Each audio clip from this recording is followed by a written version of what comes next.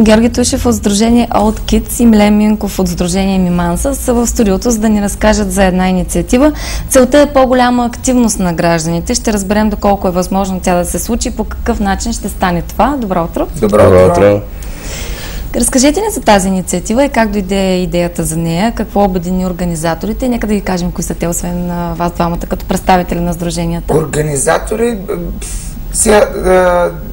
тези наши абревиатури, които вие споменахте, и моето сдружение и сдружението на Георги Тушев, както останалите сдружения, които се присъединиха до този момент, не са от значение. Важното е общественото мнение, идеята да създадем платформа, която хората да могат спокойно да кажат миналицето.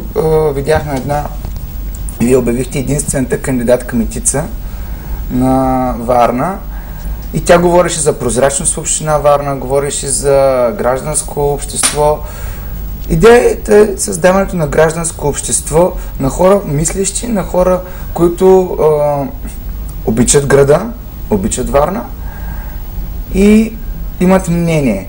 А по този начин да кажат какво искат реално, защото всеки от политиците говори това ще направя, това ще направя, това ще направя, но реално хората какво искат, никой не знае, нали?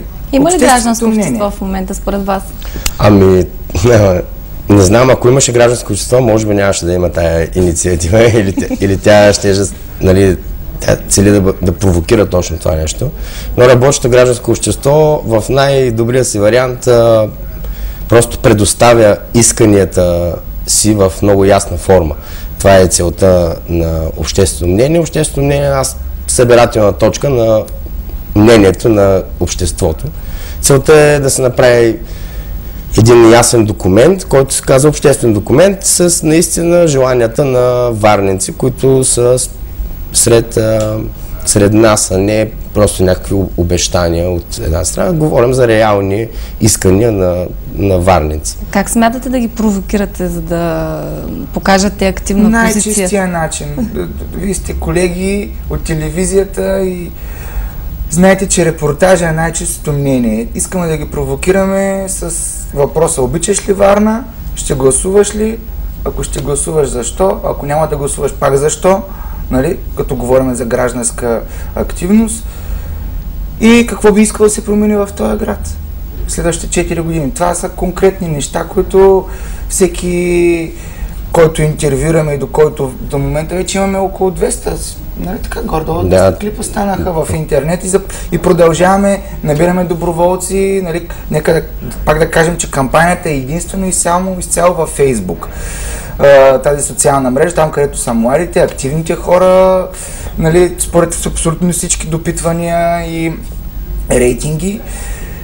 И ще искаме хората да заснемат отговори на тези няколко въпроса. Обичаш ли Варна, защо, ще гласуваш ли, какво би искал да се промени в този град, за да може колкото повече мнение имаме, идеята ни е да ги направим хиляди. Сега ще видим, има доста време до... За няколко дни от началото, какви са ви впечатленията?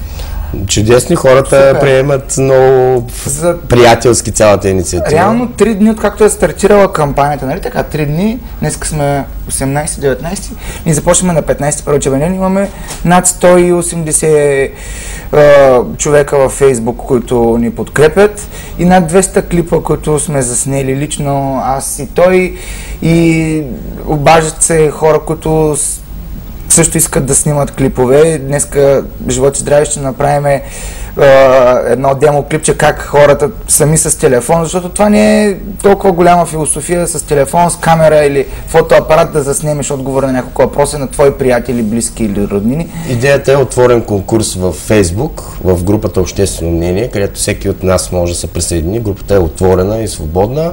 Всеки може да се присъедини и да заснеме наистина тези два въпроса: обичаш ли Варна и какво искаш да се промени в нея. Това е нашето желание, гражданското общество, това, което ние искаме по някакъв начин да провокираме.